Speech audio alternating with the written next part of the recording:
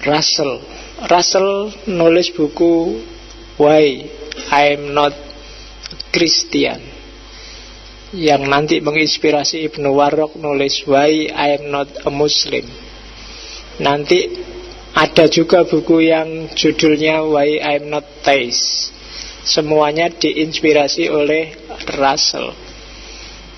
Katanya Russell, dia juga ngaku seorang agnostik.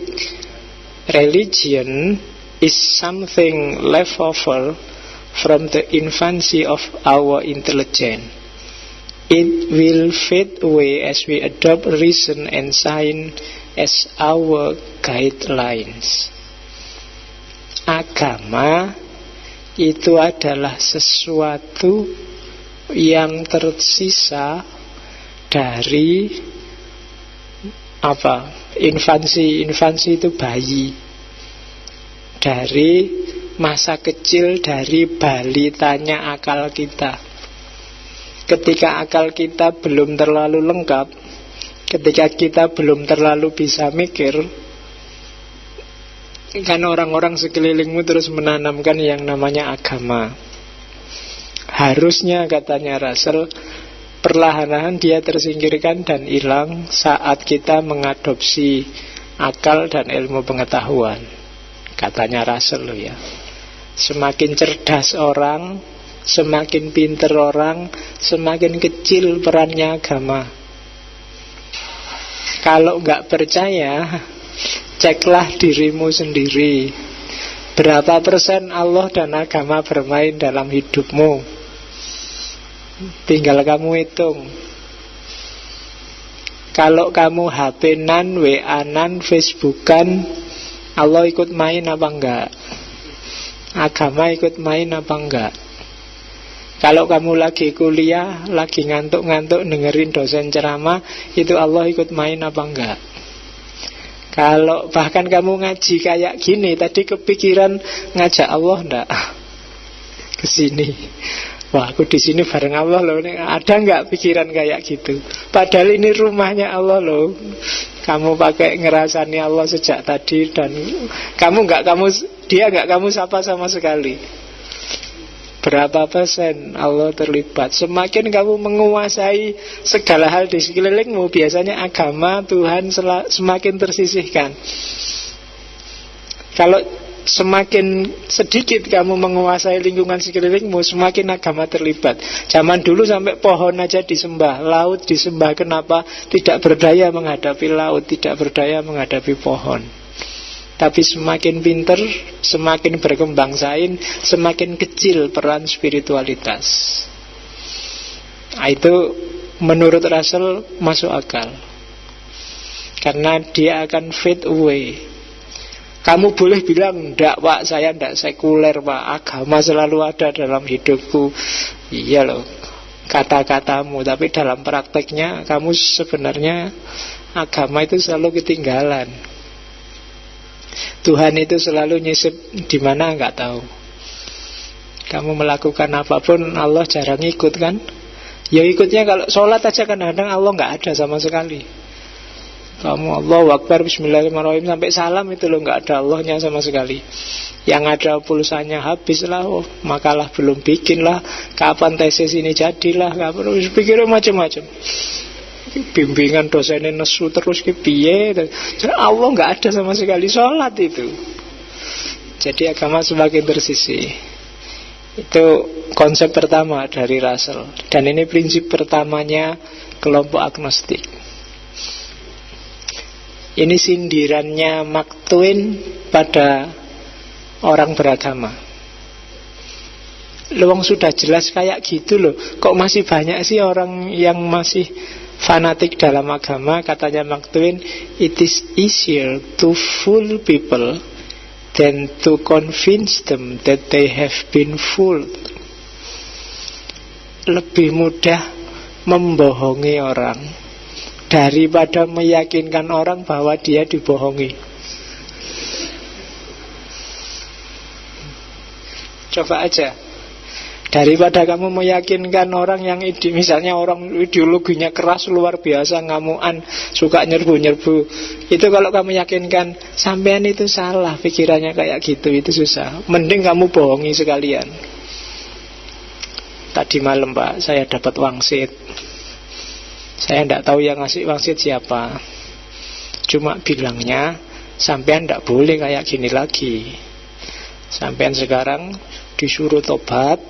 Jangan pakai jubah sekarang, pakai sarung sama pakai serban. Serbannya disampirkan di pundak aja. Nah, sholatlah 7 hari 7 malam 40 rakaat. Setelah itu ngelak manut orangnya. Maka rezekinya tiba-tiba akan datang di. Gampang bohongi orang. Lebih gampang gitu daripada Pak, Islam itu rahmatan lil alamin loh Pak. Sampean jangan kayak iso. Keliru sampean akidahnya selama ini, tidak bisa. Kasih kebohongan yang baru yang lebih dahsyat, dia akan ikut. It is easier to fool people. Persis logikanya MLM lah. Ya kan?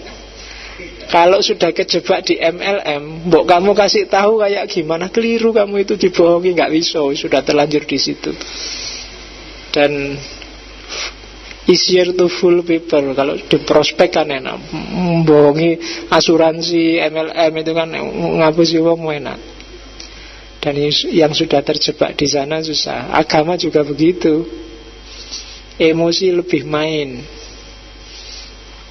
bukan akal lagi. Maka kadang-kadang menghadapi masyarakat ya harus agak trik. Tidak bisa kamu ndelujur pokoknya gaya kita dakwahi mereka, kita kasih nasihat yang baik-baik. Coba aja nasihatin, paling kamu diprek.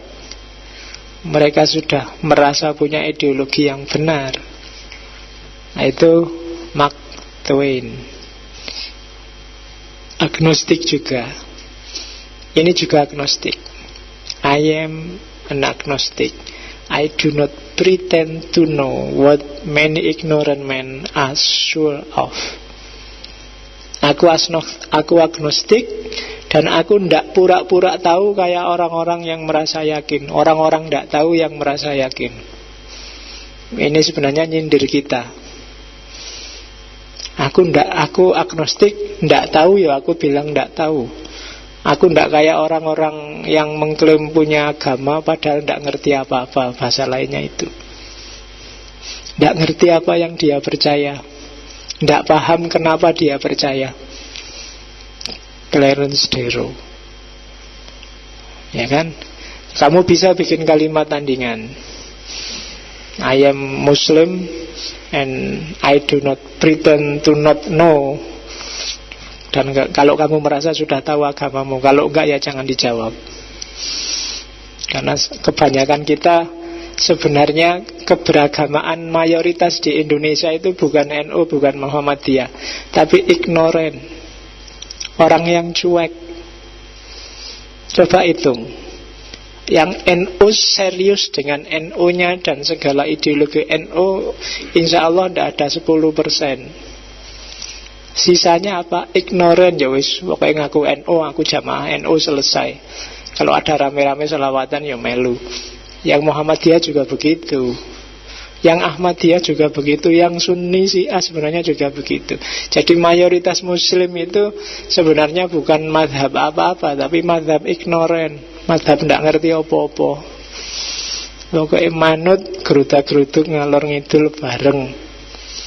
Ignoran, Muslim cuek. Kalau ada yang punya waktu silahkan tulislah buku yang sangat tebal yang judulnya Muslim Cuek. Itu penting karena banyak orang tidak sadar kalau sebenarnya dirinya Muslim cuek. Yang tampil di TV, yang intelek-intelek itu paling tidak ada 10%-nya. Kebanyakan kita Muslim cuek. Kalau nggak percaya lihat TV ceramah-ceramah itu, kadang-kadang kalian ketawa-ketawa. Pertanyaan kayak gitu loh kok masih ditanyain gitu loh. Emangnya Islam itu datangnya minggu lalu, sudah berapa abad yang lalu masih tanya kayak gitu kan, kamu kadang heran. Tapi ya memang itulah kita. Kamu ngetawain karena kamu mahasiswa UIN sih. Coba yang lain, itu kan nggak ngerti dia. Pak, kalau kawin apa harus ada wali itu, Pak? Kamu kan ketawa ngekek-ngekek. Oh, sampai di mana fikihnya? Ayo kamu mahasiswa UIN. Yang lain itu banyak yang ignoran, nggak ngerti apa-apa. Sholat utuh aja syukur, ignoran. Jadi madhab paling besar itu yang diketawain habis-habisan oleh orang-orang agnostik, yang minggu lalu dikritik habis-habisan oleh Nietzsche, Karl Marx. Aslinya kita memang mentalitas Buddha. Sehingga meskipun sejak puluhan tahun yang lalu Hasan Hanafi bilang harusnya Islam kiri bangkit, kenapa kok tidak bangkit-bangkit Islam kiri? Tetap yang menguasai Islam kanan yang elit. Lah yang kiri ignoran semua, orang-orang cuek semua. Claire Stero, Mekan, agnostik juga. Morality is doing right, no matter what you are told. Religion is doing what you are told, no matter what is right. Jadi ini tesis menurut saya luar biasa, bahwa moralitas itu justru antitesisnya agama. Kalau moralitas itu lakukan kebaikan, apapun yang orang katakan padamu, nggak peduli orang bilang apa, berbuatlah baik. Kalau agama, lakukan apa yang dibilang orang, nggak peduli apakah itu baik atau buruk. Kalau agama kan selalu gitu, lakukan apa yang dikatakan ustadzmu, lakukan apa yang dikatakan kiaimu, lakukan apa yang dikatakan gurumu. Di agama kan selalu begitu, kamu selalu ditanya referensinya. Sudah sesuai Quran hadis belum? Belajar dari ustadz siapa gitu itu? Kiai yang mana yang berfatwa gitu? Fatwa ulama mana yang gitu? Itu kan selalu begitu. Doing what you are told. Siapa yang ngomongin kamu gitu? Orang jarang bahas konten kan. Kalau sudah kiai, wah iya kiai itu memang hebat, berarti fatwanya benar.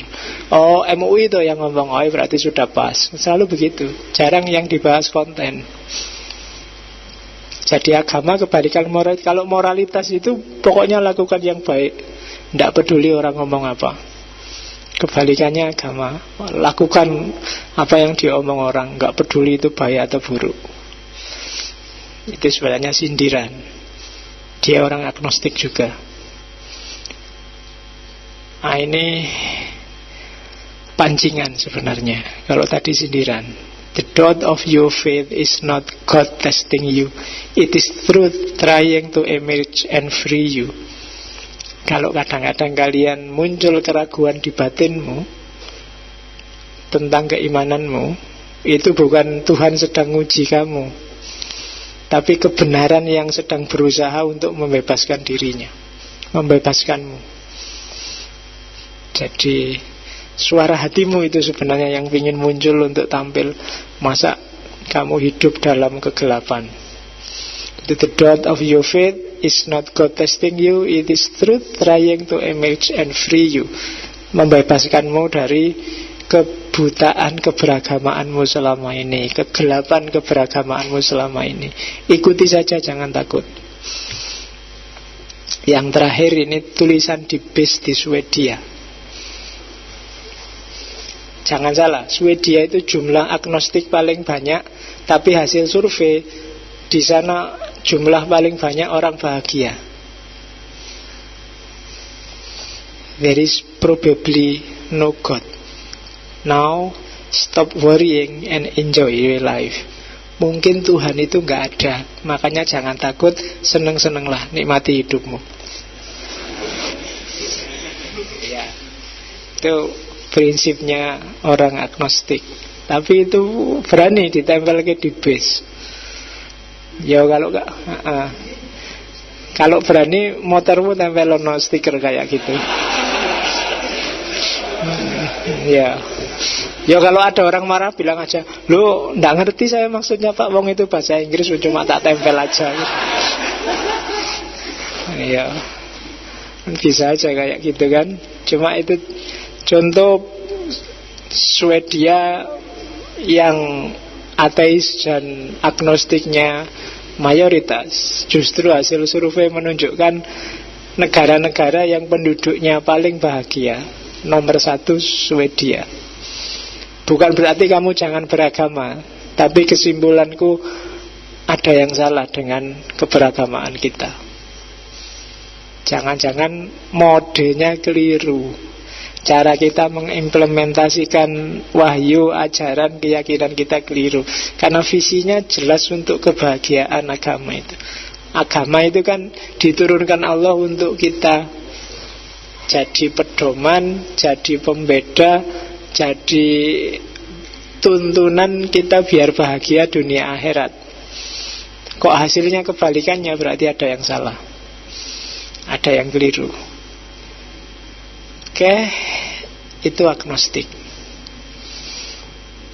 Minggu depan kita ngomong yang lebih spesifik, teodisi. Teodisi itu problem kejahatan. Ini yang paling sering ditanyakan orang. Kalau Tuhan itu ada, kenapa ada bencana? Kenapa ada kejahatan? Pokoknya sebelum Ramadan ini kita gugat Tuhan terus-terusan. Sampai nanti habis Idul Fitri baru kita konfirmasi, ada benar gak sih Tuhan itu? Baru kita carikan argumen-argumen positif. Makanya tadi saya bilang kita balik. Kita gugat di awal, terus kita cari konfirmasinya di belakang. Untuk filsafat ketuhanan. Setelah ini mungkin agak ke timur sedikit, saya tidak tahu kemana. Sebentar untuk refreshing, terus balik lagi ke barat. Pokoknya barat timur biar tidak bosan. Oke, saya akhiri sekian. Kalau ada yang perlu ditanyakan dan menggelisahkan, silahkan lewat email. Kalau ada yang tidak berkenan, jangan dimasukkan hati, wong ini belajar. Ya, memang agak menggoncang, agak menggoyang-goyang dikit, tapi ya tidak apa-apa. Kalau tidak gitu, imanmu tidak matang. Iman yang matang itu harus digoyang. Syukur-syukur kamu serius kayak tadi, biar nggak kesimpulan akhirnya sama, sudah belajar juga tetap masuk kelompok beragama yang cuek, yang jumlahnya lebih 80% kalau di Indonesia. Semoga kamu nggak jadi anggotanya. Oke, saya akhiri sekian. Wallahul muwaffiq, wallahu a'lam bishawab, wal afu minkum, wassalamualaikum warahmatullahi wabarakatuh.